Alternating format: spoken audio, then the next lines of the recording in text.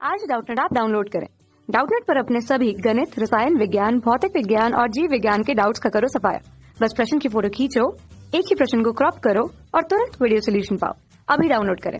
दोस्तों, प्रश्न में हमको बोला गया है कि एक बालक अपने सिर पर m द्रव्यमान वाला बॉक्स रखकर एक ऊंची जगह से कूदता है। कूदने के दौरान बॉक्स द्वारा सिर पर कितना बल लगाया जाता है और जब बालक जमीन पर पहुंचने के बाद अपने को संतुलित कर रहा होता है, क्या उस समय यह बल बहुत अधिक हो जाता है? ये हमसे पूछा गया है दोस्तों। तो इसको हम समझते हैं, बालक ने अपने सिर पर m द्रव्यमान वाला ब्लॉक रखा है, ठीक है। तो उसको कुछ मैं इस तरीके से, मैं बालक को भी एक पिंड मानता हूँ और द्रव्यमान वाला बॉक्स है उसको भी दूसरा पिंड मानता हूँ।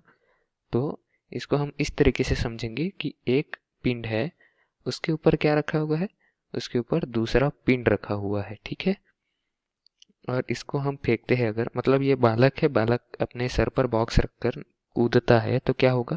तो मैं मान लेता हूँ इसका द्रव्यमान क्या है, इसका द्रव्यमान है m और इसका द्रव्यमान, बालक का द्रव्यमान m है और जो वस्तु उसने सिर पर रखी हुई उसका द्रव्यमान स्मॉल m है, ठीक है।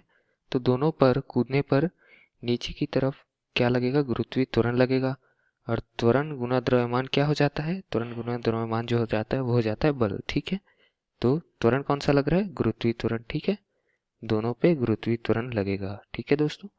अब जो वस्तु है उसका बालक के सापेक्ष गुरुत्वीय त्वरण क्या हो जाएगा, दोनों के गुरुत्वीय त्वरण का अंतर हो जाएगा 0, ठीक है। अब दोनों के गुरुत्वीय त्वरण का अंतर 0 हो गया, मतलब क्या है, दोनों में त्वरण 0 लग रहा है एक दूसरे के सापेक्ष।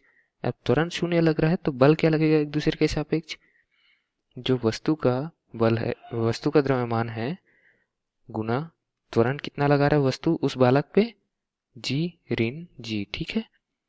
तो कितना बल लगेगा, बल लगेगा द्रव्यमान गुना त्वरण, मतलब द्रव्यमान m बॉक्स का और त्वरण क्या है 0 रहेगा, किसके सापेक्ष, बालक के सापेक्ष, तो बल लगेगा 0। तो कूदने के दौरान, मतलब कूदने के समय पर क्या होगा, इसका 0 बल लगेगा, 0 बल कार्य करेगा। मतलब इस पिंड को मैं दूसरी जगह बना देता हूँ, ठीक है। जो बॉक्स उसने अपने सर पर रखा हुआ है उस पे नीचे की ओर जो कार्यरत फोर्स रहेगा, कार्यरत बल रहेगा, उसका मान क्या रहेगा, m इंटू जी, किसके सापेक्ष में, पृथ्वी के सापेक्ष में। लेकिन अगर बालक के सापेक्ष में देखो तो g का मान क्या है, 0 है, तो बल कितना लग जाएगा, बल लग जाएगा 0। और 0 बल के कारण जो नॉर्मल फोर्स जिसको बोलते हैं प्रतिक्रिया बल, ठीक है, तो वो क्या हो जाएगा, उसका मान भी 0 हो जाएगा। तो भार महसूस नहीं होगा बालक को। अब जमीन पर पहुंचने के बाद अपने आप को संतुलित कर रहा है बालक, ठीक। तो नीचे पहुंचने के पश्चात जो पिंड है उसके लिए बल कितना लगाएगा, m गुना g, ठीक है। बालक क्या है, स्थिर है और पिंड भी स्थिर है, वस्तु भी स्थिर है, तो इतना कुछ बल रहेगा वस्तु का बालक के सर पर।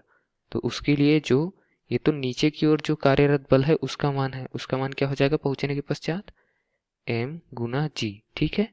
तो उसके लिए प्रतिक्रिया बल क्या लगेगा, बल के बराबर m गुना g, मतलब m गुना g जो भार है वो क्या हो जाएगा, वो बालक को महसूस होगा वस्तु का भार, ठीक है दोस्तों।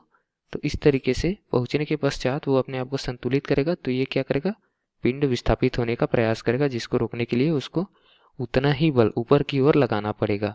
तो उस समय यह बल क्या है, बहुत अधिक हो जाता है। धन्यवाद। कक्षा 6 से 12वीं से लेकर नीट, IIT, JEE वो एडवांस के लेवल तक 1 करोड़ से ज्यादा छात्रों का भरोसा।